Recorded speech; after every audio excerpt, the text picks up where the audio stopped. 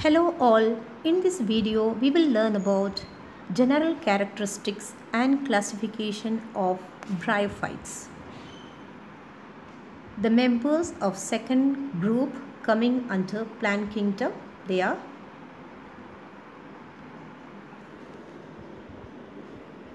bryophytes.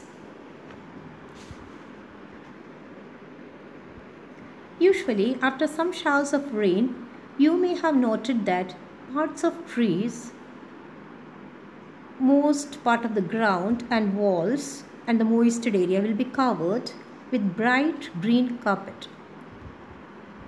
At first, you may think that it is algae or lichens. But if you observe closely, you will find that it comes under tiny green plants that belong to the group bryophytes. So, bryophytes are a group of small, simple greenland plants of which a few are aquatic. Scientific study of bryophytes are known as bryology. Bryologists are people who have an active interest in observing, recording, classifying or researching bryophytes. Many of the members of bryophytes are less than 2 cm long. The tallest of bryophytes are Dozonia superba that will reach us only up to 60 cm. Bryophytes are common in warm and moist areas, especially in tropics and subtropics, but still they can be found in relatively dry deserts and dry rocks. As you know, finding water in the desert is not an easy task.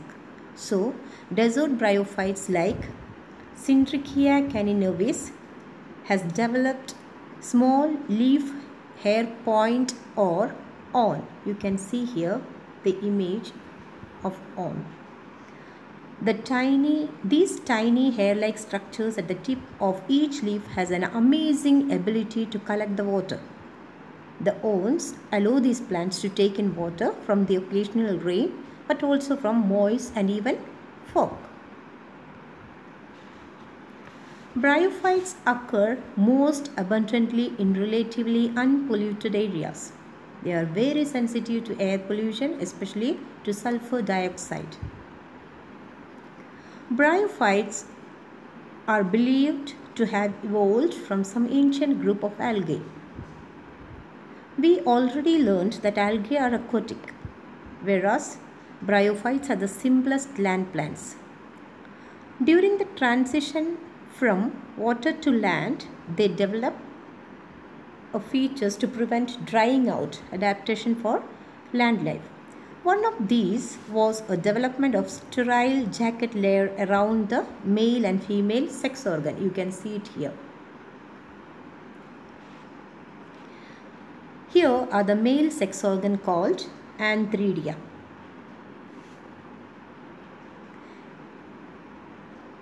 Singular form is antheridium.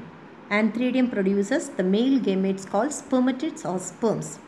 In this picture, you can see the sterile jacket of this antheridia. You can see here in this image. The female sex organ is called archegonium. It produces the female gamete called egg. Plural form is archegonia. The basal portion of the archegonium is called venter. You can see here in the image and contains the egg cell. The venter portion has a few layers of sterile cells and this forms the sterile protective covering of the archegonium. Similarly, a sterile jacket is formed around the sporangium. Sporangium is the structure where the spores are being produced. The protective covering around the sporangium is called calyptra. You can see here in the image.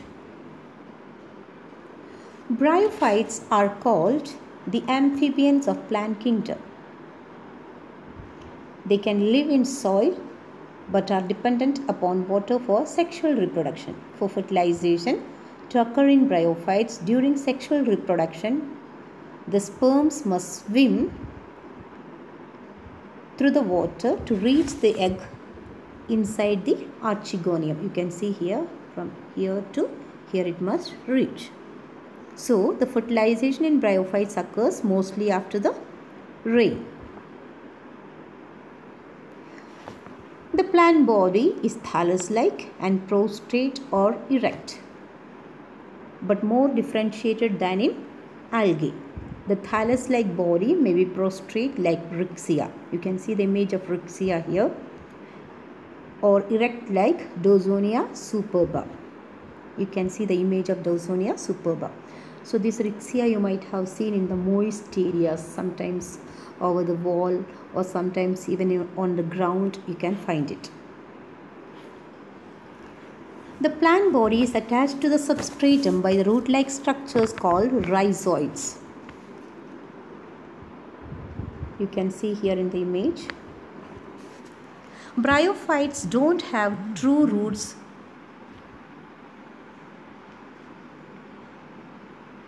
stems or leaves. By roots, stems and leaves we mean by vascular tissues called xylem and phloem, which are specialized by water for food transport. Bryophytes don't have xylem and phloem. That's what makes the difference from the other land plants.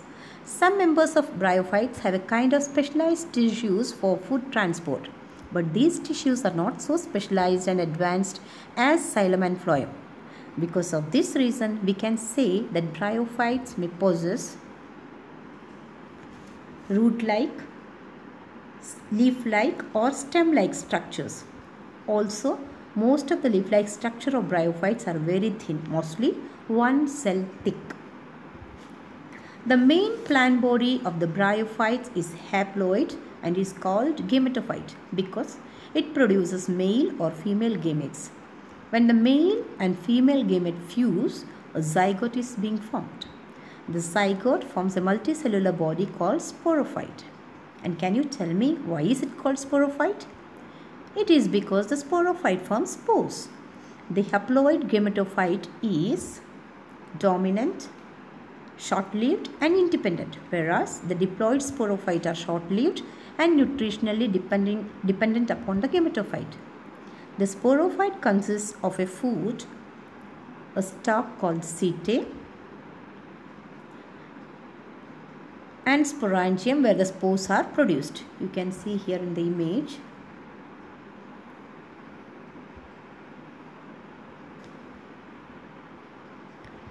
In this picture, you cannot see the foot of the sporophyte as it is covered up like leaf-like structures.